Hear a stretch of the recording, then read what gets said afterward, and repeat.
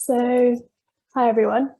Yeah, as Anna said, I wrote an opinion piece during my internship with ZSL, and I was very lucky to work with some really excellent colleagues on this. So, yeah, thanks to them straight off. And I'm going to be talking about that today. So, yeah, so climate change and plastic pollution are extremely urgent and important issues. And sorry, I've just got some sort of screen issue going on. Right, I'm just gonna go for it. So it's something, plastic is something that we can see, that it's having a devastating effect on our natural environment, whilst climate change is something that we've known about for decades. But it's also something that, you know, we've still got climate deniers, and it often seems like something that we can't tackle. It's an impossible task. And these issues are often talked about in the media separately, and studied separately within the scientific community. And so I think we've talked about this today in this previous session, whether plastic pollution is actually a distraction to the greater issue of climate change. But today I'm going to be talking about how these issues could be linked, and we're not suggesting that one issue is more important than the other, but instead we're looking to see whether these issues can be tackled jointly. So in this paper, we identified the ways in which climate change and plastic pollution were fundamentally linked. And firstly, we discussed how plastic contributes to greenhouse gas emissions throughout its life cycle. And secondly, climate change impacts and plastic pollutions co-occur throughout the environment. And here we focused on marine environments and the species and ecosystems that are vulnerable to both. And also, climate change will exacerbate the spread of plastic pollution. And finally, there are solutions that could mitigate both issues. So plastics are largely derived from fossil fuels and contribute to emissions, greenhouse gas emissions at each stage of their life cycle.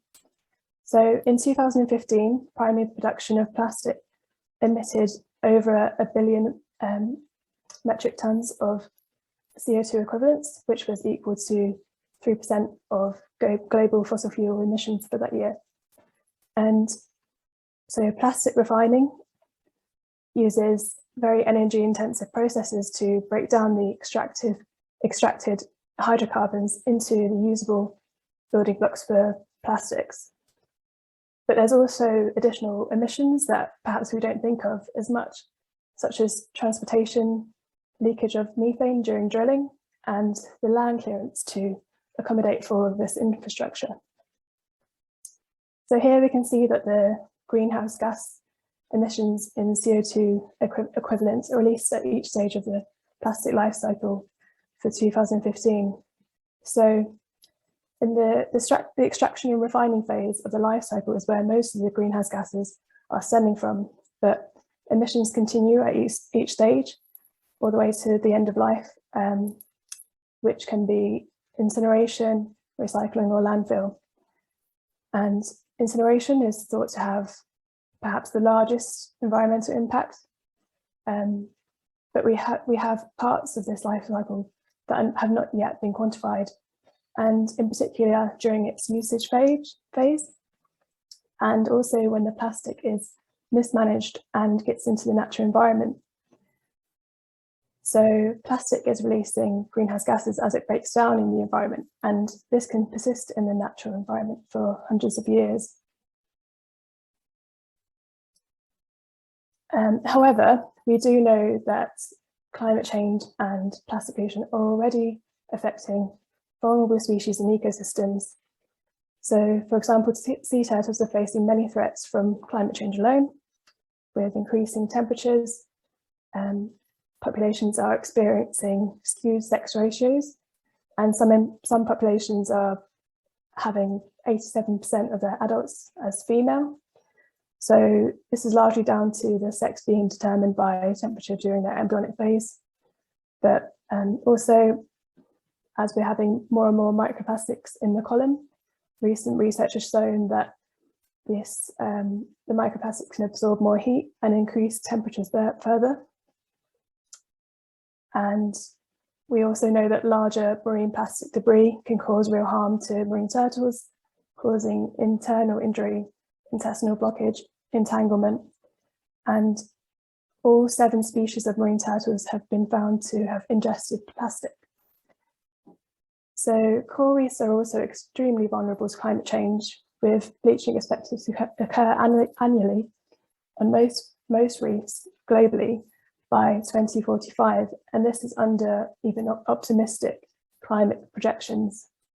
And annual bleaching will not give enough time for coral reefs to recover, and so we might see very different reefs from what we are used to, and they may become a lot more dominated by algae instead of corals.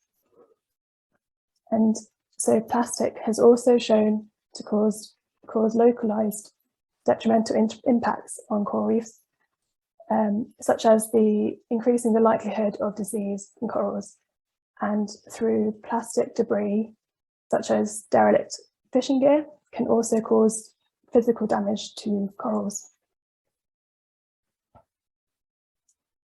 So when we're looking at the literature to see the papers that were solely focused on climate change and those solely focused on plastic, and we also looked at whether there was many papers that looked at both together. So this graph was based on a Web of Science search, and we can see that the papers in red were relating to climate change only. The papers in yellow were relating to plastic only, whilst blue was relating to both.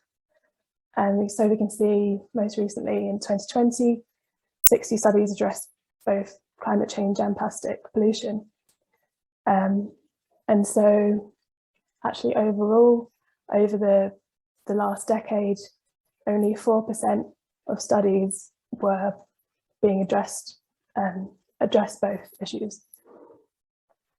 So we do know that the effects of climate change will become more prevalent, while marine plastic pollution is also set to increase. But we know clearly but very little about how these issues will interact into the future. But there have been some studies that are looking at both, so I've just got a few examples here. So Litchfield et al. Looked at the decomposition of macrophytes like eelgrass and kelp, and temperature accelerated the decomposition, but plastic actually slowed the decomposition. So this is a case where these issues are sort of cancelling each other out. Whilst Wang et al.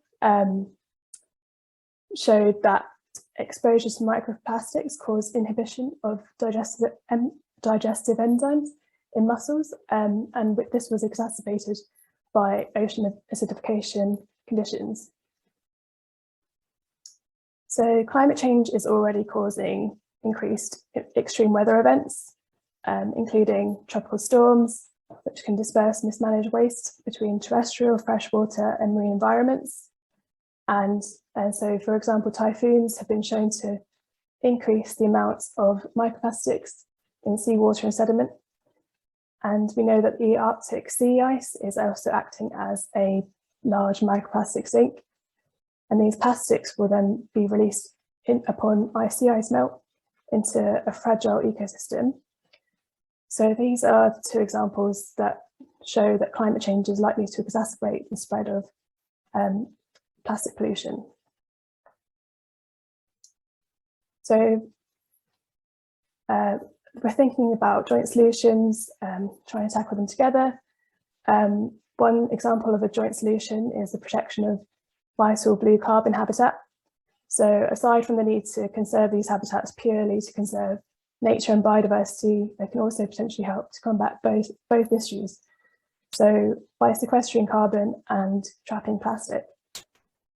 So the removal of mangroves globally would equate to 1 petagram of CO2 emissions, which is equivalent to 1 billion metric tons. But also mangroves can bury and retain plastic litter in their sediments, where the plastic can remain undegraded. And they also act as a barrier against its dispersal by trapping the plastic and preventing it to get to the wider marine environment. So seagrass as well is also an important blue carbon habitat, but it's got another novel function. So in the Mediterranean, it's been found that fibres of seagrass can form Neptune balls that contain plastic and have been ejected out of the ocean and preventing the plastic from reaching the open ocean. So understanding these ecosystems and where the plastic goes could help to create more targeted cleanup solutions, but it also shows an added value for these blue carbon habitats. So bioplastics, is this a solution? To be honest, I'm not quite sure. And it makes me very nervous to think that this could be a solution in many people's minds. Bioplastics are commonly made from renewable plant feedstocks like sugarcane and corn. And bioplastics is a term that's often used to describe both bio-based plastic and biodegradable plastic. But not all bioplastics are degradable, and some are only degradable under certain industrial conditions. So if they're not disposed of properly, then they will behave similarly to conventional plastics. And currently bioplastics are making up 1% of plastics being produced, but this is set to increase. So when determining whether bioplastics are more sustainable than fossil fuels, we could use life cycle assessments or LCAs, but many life cycle assessments attempting to compare greenhouse gas emissions for both fossil fuels and based plastics and biofuel-based plastics maybe don't take account of the land use change needed to grow the bio-based feedstocks. But an example of one that did in the literature found that plastics made from sugarcane and crude oil had a comparable greenhouse gas emission. So bioplastics do generally offer lower greenhouse gas emissions in their overall life cycle compared to conventional plastics. But yeah, this is dependent on a lot of things like feedstock and the end of life solution. It seems like there's a need for some strict guidelines and controls and reporting life cycle assessments so that we can compare these products and feedstocks a lot better.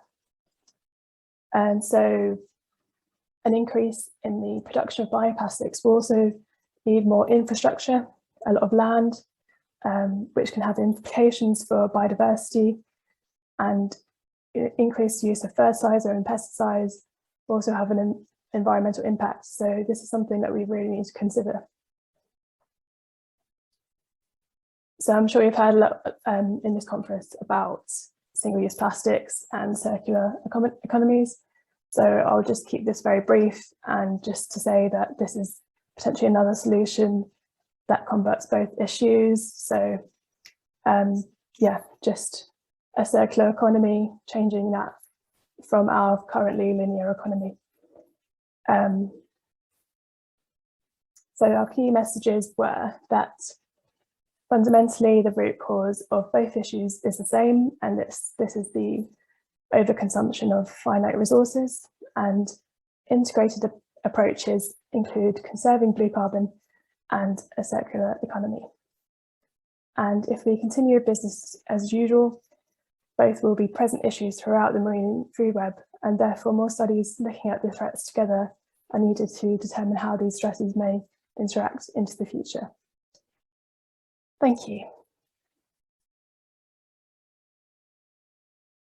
It's an absolute pleasure to be here joining the conference today to talk about such important issues that really are affecting all of our lives, really. Over the next few minutes, as Anna, you've outlined, I just want to sort of outline how we're sort of trying to move beyond Glasgow COP26, what it means for the threats to our ocean, and essentially what we're doing about it as well.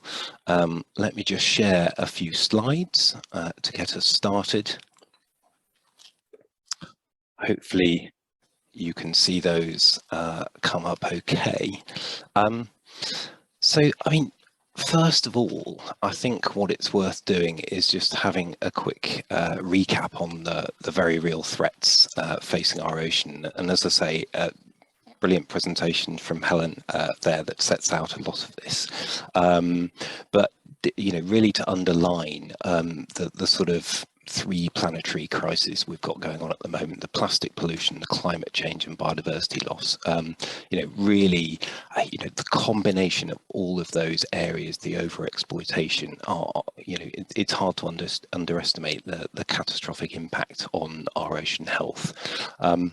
The ocean absorbs 25% of human carbon dioxide emissions each year. It's retained about sort of 90% of the excess heat caused by human activity. And therefore, I mean, you know, the impacts of climate change are clear for us, I think, all to see. Marine heat waves more frequent, sea levels rising, we've got ocean acidification increasing, and you can see these effects really on that global scale across marine life, but crucially also in terms of the coastal communities that depend on the marine life and ecosystems for their livelihoods. I think, you know, Helen's brought out some fantastic science there. Science also, I think, predicts that there'll be a threefold increase in the amount of plastics in the ocean between 2016 and 2040, a very worrying sort of prediction there. We mentioned around the sort of oil consumption as well. So, you know, if the current rate of plastic production continues, by 2050, 20% of the total oil consumption will be used by the plastic sector. So again, a stark reminder of just how all pervasive this sort of impact might be. And you know, Helen brought it up, and I completely agree. Getting a bit more specific, what we term sort of abandoned, lost, and otherwise discarded fishing gear is currently the form of marine litter with the greatest known impact on marine life, estimated to cause between sort of, you know, anywhere between 5 and 30% of a decline in some fish stock levels. So, as I say, a pretty bleak picture, and that's why, as the UK, we're really wanting to be at the forefront of changes and the kind of ambition. I'm really hoping that some of you, if not all of you, will have seen as part of the presidency of the G7 and COP26 that started last year, that the UK was really calling for ambitious action to protect, to restore ocean health and resilience, and as part of that, really trying to deliver the strongest possible suite of ocean commitments.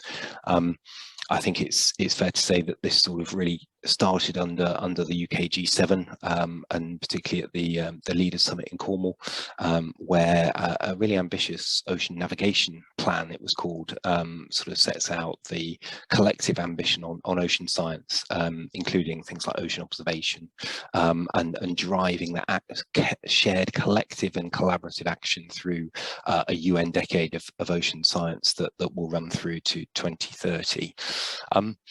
On top of that, though, there were really some key initiatives that we were trying to drive as well. So commitments on the international stage to tackle marine litter, for example. So including to support particular organisations, global organisations such as the Global Ghost Gear Initiative, which again comes back to that abandoned and discarded fishing gear, which is such a threat, and you know, an agreement to carefully consider also the recommendations coming out of the UK commissioned OECD report, which was towards G7 action to combat ghost fishing gear. But crucially also, again, just to pick up that link into the critical biodiversity sort of effort as well, alongside those particular actions on sort of pollution and science, the G7 also committed to championing the global 30 by 30 target. And for those that haven't come across that before, that's the target to protect at least 30% of the global ocean, alongside agreement to implement that target at national level, and those targets set to by 2030 to implement. And I think combined with that, there was a real buzz around Glasgow COP26, where we tried to bring together ministers, ocean advocates from across the world for what we dubbed Ocean Action Day. There were some particularly exciting commitments from partner countries, including a $500 million Belize Blue Bond, which would then support conservation in Central America / Caribbean, and also agreement to establish one of the largest transboundary MPAs in the world, including to cover the Galapagos and Cocos Islands. Again, very exciting moments within Central America. And allied to that, we as the UK made a number of announcements as well, so increasing various contributions, so 6 million contribution to sustainable ocean projects through the World Bank, and also looking at increasing our contribution up to 6 million for the Global Fund for Coral Reefs, and again just picking up on such a crucial ecosystem and under really serious stress, particularly from climate change, global warming, as Helen set out previously. But perhaps the most important part of COP26 was that all parties agreed to really ensure that that critical connection between the ocean and climate change is fully integrated into the UNFCCC's work. So building on the real initial dialogue from Chile's Blue COP25, but partners now agreeing at COP26 that actually there should be the recurring dialogue on ocean to understand and give more prominence to the role of the ocean in those crucial climate change framework. So really lots going on, and a year of setting ambition. But really, what does that sort of look like in terms of the year ahead? I've mentioned that 2021 delivered a series of successful ocean events. It's sometimes 2021 dubbed as Marine Super Year. I personally actually feel that 2022 is the massively crucial year for the ocean. That's where we have to really deliver on the ambition that we've tried to set last year. We've made progress already through a really historic agreement to start negotiations on a resolution to end plastic pollution. That was agreed at UNER 5 in March. I'll talk a little bit more about that in a second. But then really flowing on from that, we've got technical discussions taking place over the coming months ahead of a really key meeting of the states parties to the Convention on Biological Diversity, or the CBD, later this year, where we absolutely must agree an ambitious post-2020 global biodiversity framework. And that's absolutely required to bend the curve of biodiversity loss by 2030. Again, a key linked threat that we're facing in terms of the ocean. And as part of that, we're really pressing for the highest possible sort of ocean ambition through targets to protect ecosystem restoration, to deliver nature-based solutions, as well as ensuring pollution reduction and sustainable fisheries. So all of those linked stresses on the ocean being tackled in one place, and the commitment and transparency to deliver out to 2030. And you know, the UK is the leader and the chair of a Global Ocean Alliance, for example, and through that we're really trying to promote and gain support for that crucial 30 by 30 target under the CBD that I've mentioned before. And, you know, alongside another high ambition coalition for nature and people that the UK co-chairs, we've got over 100 countries now pledged to support that 30 by 30 for the ocean. So a real key sort of milestone on the route to that key states party meeting later in the year. Alongside that, it's you know, it's a very busy year. So alongside that, you know, the UK, we continue to press for a conclusion of negotiations on a linked ambitious implementing agreement under UNCLOS, the Convention on the Law of the Sea. And this really, the negotiations on this agreement really tries to understand and protect and put in a mechanism to protect marine biodiversity in areas beyond national jurisdiction, so within the high seas. A really important agreement to get on the table. It will be important for delivering what we need to under that CBD, under the Convention on Biological Diversity, and really protecting the marine environment and having the proper governance around that to promote and protect the high seas. And of course, you know, as I say, quite a busy slide, but along the way to those key negotiations, there are other key moments where hopefully you'll see the UK stepping up, continuing to show as much leadership as we can on the ocean issues, for example, on the UN Ocean Conference in June, where again, we'll be pressing for really greater implementation of Sustainable Development Goal 14, life below water, where again, we need to really try and move the dial, shift the dial so that there's more ocean action and the financing that goes with it as well to support that.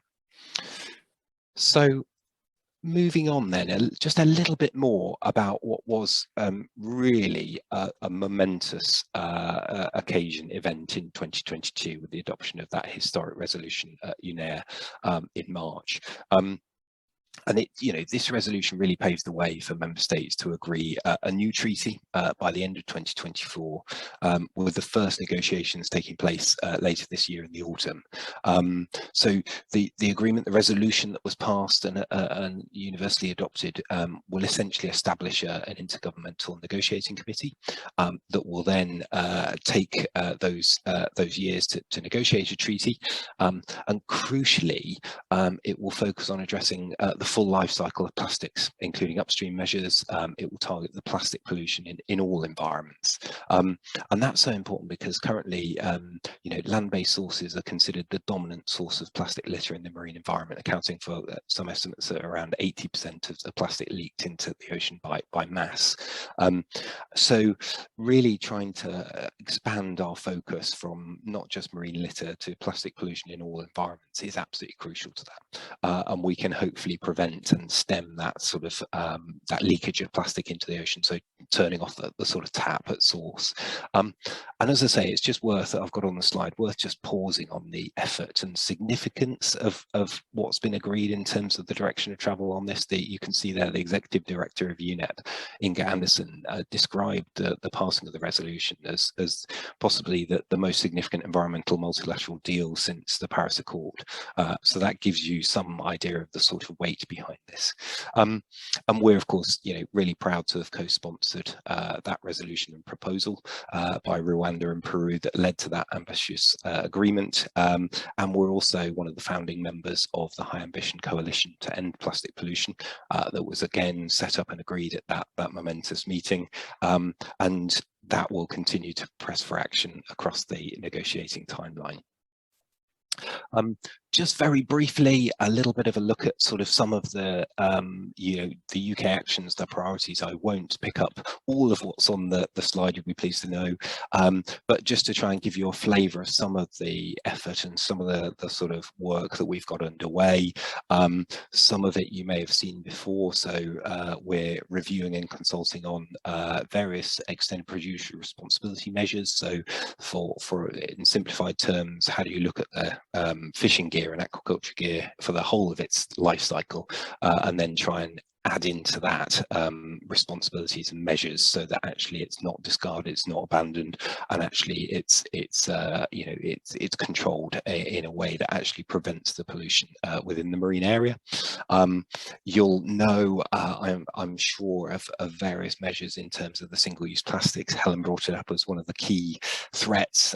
Completely agree with that. So various action underway already in terms of banning microbeads in rinse-off personal care products, for example, and then obviously sort of consulting on banning other single-use plastics, plates, cutlery, balloon sticks, etc. And the carrier bag charge that is sort of being taken up really globally, but in main supermarkets in England, for example, since 2015, obviously a key part of that as well. Various other measures in terms of collection packaging reforms that we're trying to look at, again, just to stem the tide and introduce that responsibility for packaging for the waste across that life cycle of its use. But I do just want to highlight here, protecting the marine environment requires a comprehensive approach. So just as Helen mentioned, we, in terms of the policy space and what we're trying to deliver, completely agree that actually that combined effort, so looking at the protection of marine protected areas, we've got 38% of our UK waters within MPAs at the moment. They cover majority of salt marsh seagrass, so those blue carbon habitats. We're also developing and setting up partnerships for evidence to increase that blue carbon understanding around the UK, and will hopefully lead to sort of international partnerships as well.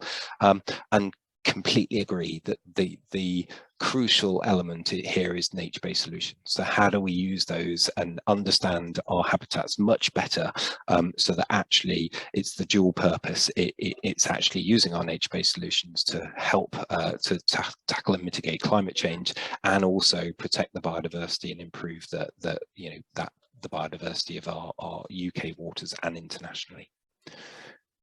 And then just finally, just touching a little bit on our overseas work. So we do extend out through the Blue Planet Fund as well.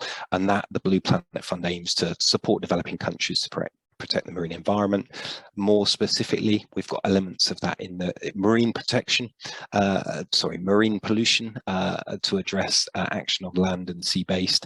On the slide, I've just put up some examples of the Global Plastic Actions Partnership, where we are operating in various overseas countries at the moment, Nigeria, India, to really try and understand, inform policy, unlock finance and transform behaviour, to try and reduce marine pollution in those crucial areas.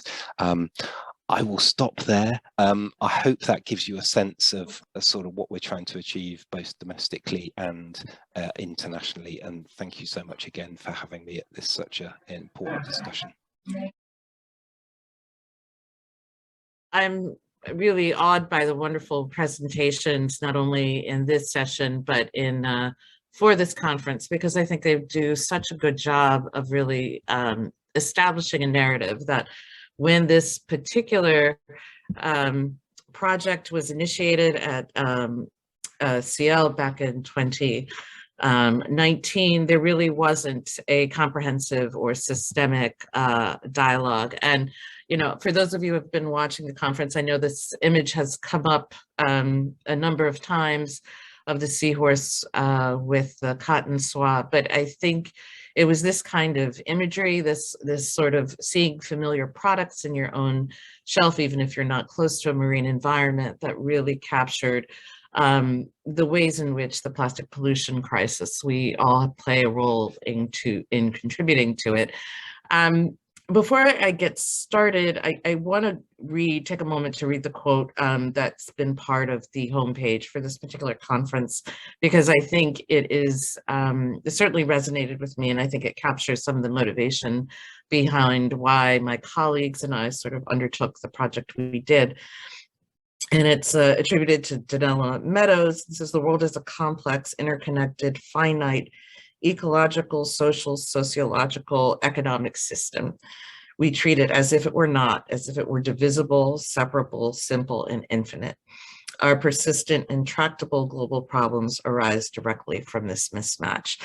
And I really don't think there could be truer words. And I'm going to sort of fly through some of these images, but I think that there's a way in which looking at what has happened to our ocean environment, looking at the role that plastics play, and tackling the issues of climate change were something that was probably coming to a head in a way that it hadn't before when we started to undertake this work, as increasing research, and although we are still in the early stages of research, finding the ways in which these global problems are detrimental to our environment, to our health, and looking at the ways in which, how do you tackle these particular problems? And there was a way in which we were looking at the narrative about the huge amounts of plastics that may have originated, particularly here in the US, and yet we're ending up in these massive piles of plastic pollution in Southeast Asia that were ultimately being burned, either land burning or by incineration. And so one piece of the story that we wanted to tell was how these two crises truly intersected. And there was a way in which we wanted to do more than talk about the incredible work that the Ellen MacArthur Foundation did in really setting the stage and helping us understand the way in which the sheer amount of plastics could by 2050, the sheer amount of plastics could exceed the amount of fish in the oceans by weight by 2050. And we wanted to talk about, if we tackle this particular problem, going back to the true source. And I think Helen did a wonderful job of really taking us back to understanding that the vast majority of plastics start with fossil fuels, and that when you have fossil fuels burned in incineration or land burning, that those create these carbon bombs that are contributing to increased emissions globally that are accelerating us towards the climate crisis.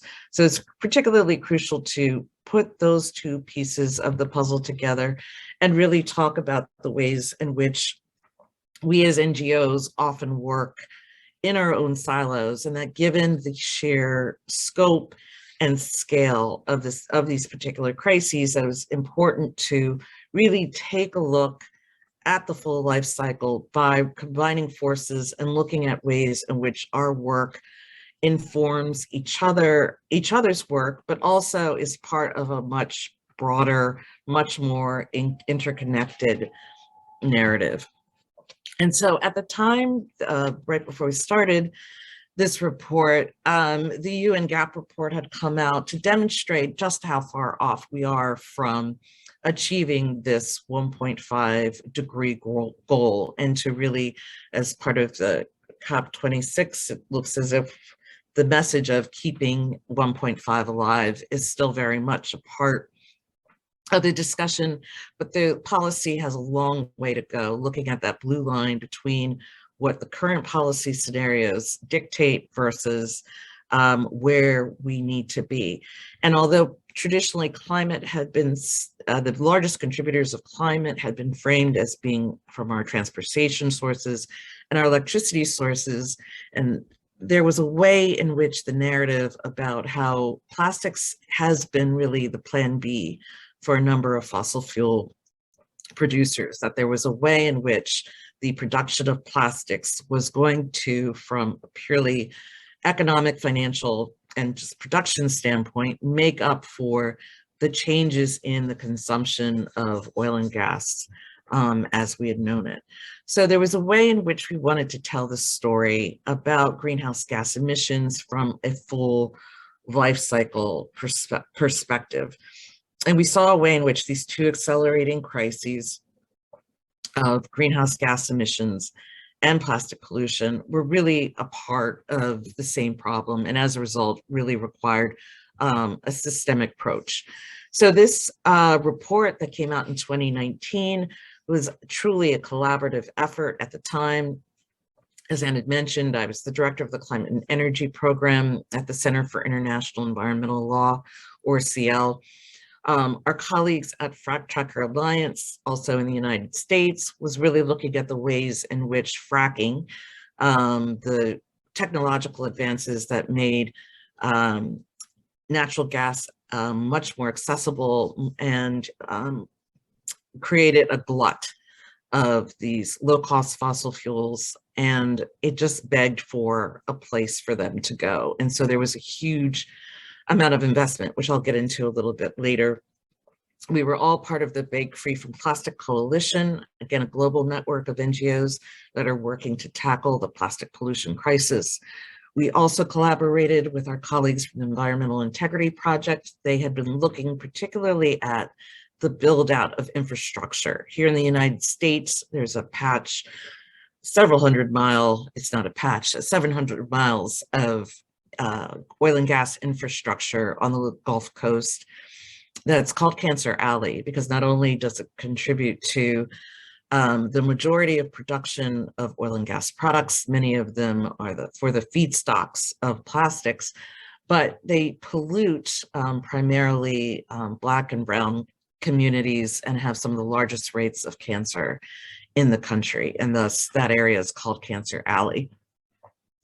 We also worked with our colleagues at Gaia that helped us better understand the way in which plastic waste, there is no way when it comes to plastics. For an item that can only be used by consumers for a few minutes, stays in the environment for decades. And so Gaia has been an incredible force in bringing the dialogue about plastic waste management generally, and particularly looking at the impact of incineration on the environment. Our colleagues at Five Gyres have looked at the way in which plastic waste impacts the ocean environment and helped us to better understand, as well as with the help of Dr. Sarah Jean Royer, looking at the ways in which the detrimental impacts of plastics are interfering with the carbon sink capacity of the ocean. And so one thing that we really wanted to emphasize was that no matter how vigorous our downstream efforts were going to be, it would make it very difficult to make any meaningful progress on addressing the plastic pollution crisis if we didn't address the billions of dollars that were going into new infrastructure in the United States. As of this date, this information is a little bit dated, but a vast majority, unfortunately, of these projects are in their permitting or in construction phases. Many of these projects are in fact going ahead. There are some that have been slowed down, particularly the Formosa plant in Louisiana that is would be particularly impactful to a frontline community there. But the sheer scale of what these projects would be highlights the way in which taking purely the end product of plastic consumption into consideration with policy and planning would do very little to address the huge influx of anticipated production. So, and I think, Helen, your slides were much better, sort of capturing the process with which this natural gas production releases greenhouse gas emissions at these earliest stages, and methane nearly 30 times more heat intensive than CO2 is a huge problem and a huge contributor to our acceleration towards climate disaster. When you take that into account alongside the incineration as well. Oh, and forgive me, I hope the slides will be available because the video attached here sort of captures what some of these frontline communities endure as more of these projects become permitted and under operations. We looked at recycling patterns. This is just from the United States. I think globally, the percentage is only 9% of the plastics that are consumed actually become recycled. And as was discussed earlier, much of what is recycled finds its way around the world to countries in Southeast Asia, where, again, there's no way with plastics. It becomes a horrific environmental hazard. And through the leakage of the plastic into over 1,000 rivers, it finds its way into the ocean environment. So again, our concern was the importance of being able to tell a greenhouse gas emissions story about plastics pollution, to help understand that, again, you have multiple interconnected, interrelated phenomena in terms of the impact of production on the emissions profile. There's greater detail about this in the report, and I've linked, provided links at the end as a reference. And again, just looking at undertaking this approach of really looking at the full life cycle, taking a systemic approach, has a much greater likelihood of developing the kinds of comprehensive solutions that will make a difference, not just at the end point of the impact on the oceans, but really at each stage of production. Again, this is a slide talking about the carbon intake. We know that plastics already is having an impact on phytoplankton and zooplankton in the oceans, in addition to the carbon ocean acidification, among other climate-related impacts. So when we talk about taking action and working together with these groups, there were some real important lessons that were as important about the findings themselves was about the processes. Being able to work alongside a group of NGOs that were really, may have worked independently, may have worked in a siloed capacity. We learned so much from each other, and I think it has been an important part of raising awareness and amplifying messages throughout the discussion about plastics, so that if you're someone who cares about plastic pollution in Southeast Asia, then there's a reason to care about the fossil fuel infrastructure boom in the US. If you care about the circular economy and the incredible ways to make products more efficient, it takes away from that, reaching those objectives of using innovation, if you don't appreciate the ways in which products can still be a part of that leakage process downstream and part of ocean pollution. And that no one particular approach or solution will remedy these crises all by themselves. And so James did such a good job of describing the outcomes of this most recent UN Environmental Assembly, UNEA 5, on this multilateral agreement. I think for those of us who work on climate, it can often be a rather depressing, I'll say depressing endeavor at times. It can be often, there are reasons to feel a lack of hope. This was a really, truly important first step forward in terms of the commitments that were made towards how UNEA would take steps to address the full life cycle, to know that it would not be exclusively focused on plastic pollution and marine litter, that it would not exclusively be focused on circular economy solutions, as potent and powerful as they can be, but that there was going to be this much more systems-based, comprehensive approach, because particularly where the incineration piece goes, is concerned, there was a way in which many communities were undermining unintentionally their own NDCs in terms of what their commitments were to the Paris Agreement to adopt emission reduction systems. And so if you don't take into consideration the life cycle of a particular crisis, there are ways in which countries may be unintentionally undermining their initiatives to meet their climate commitments. So we're very excited about that development. So I will stop there. I see Anna is the music to get me off stage. Again, thank you so much for having me. It's truly an honor to be among such a great group of people, and I'm happy to be a part of this discussion. So thank you.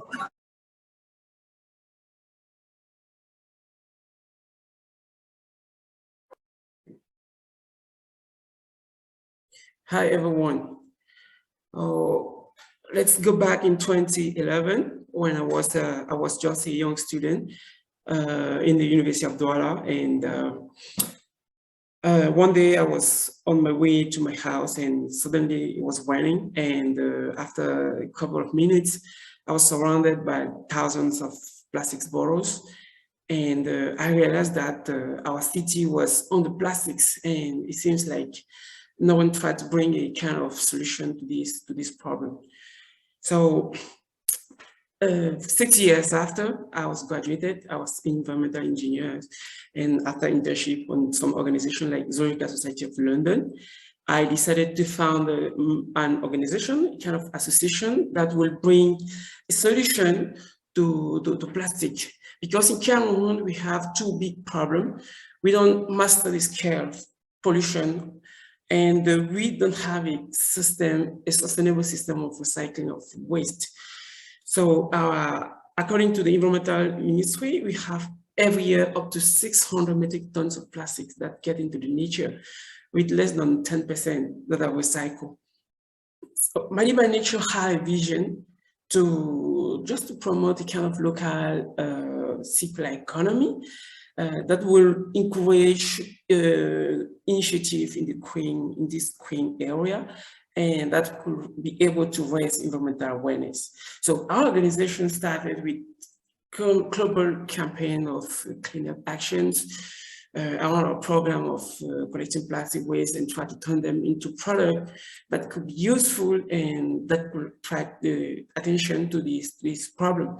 So we have a scientist. First, we started with the scientists' collections of data on marine pollution. So since we don't have a kind of update database of this in Cameroon, so now from 5 years now, Madiba Nature is collecting the evolution of marine pollution on the beaches of the southern area of Cameroon and the west region of Cameroon.